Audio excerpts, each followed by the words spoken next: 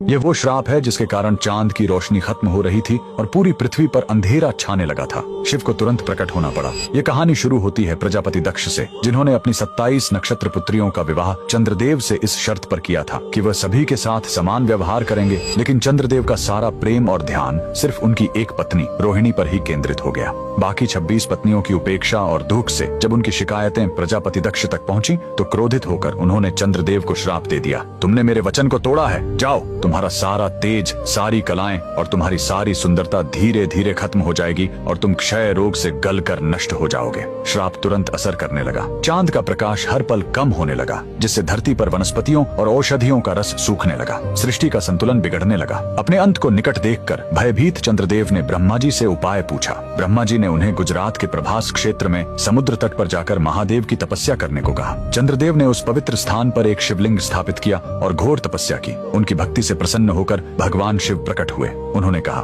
मैं दक्ष के श्राप को पूरी तरह खत्म तो नहीं कर सकता, लेकिन उसका प्रभाव कम कर सकता हूँ। शिव ने वरदान दिया, तुम कृष्ण पक्ष में 15 दिन क्षीण होगे, लेकिन शुक्ल पक्ष में 15 दिन फिर से पूर्ण हो जाओगे। उन्होंने चंद्र को अपने मस्तक पर धारण कर लिया और चंद्रशेखर कहलाए। और जिस ज्योतिर्लिंग की चंद्र ने पूजा की थी वो सोमनाथ, सोम यानी चंद्र के नाथ के नाम से प्रसिद्ध हुआ। और यही सोमनाथ मंदिर भारत का पहला ज्योतिर्लिंग आज भी गुजरात के वेरावल में उसी समुद्र तट पर शान से खड़ा है, जहाँ चंद्रदेव ने श्राप से मुक्ति पाई थी। लेकिन रुकिए, इस मंदिर का एक और रहस्य है। यहाँ मौजूद बाण स्तंभ यह बताता है कि यहाँ से लेकर दक्षिणी ध्रुव तक समुद्र के रास्ते में कोई जमीन नहीं है। भगवान शिव के भक्त कमेंट में हर हर महादेव जरूर लिखें।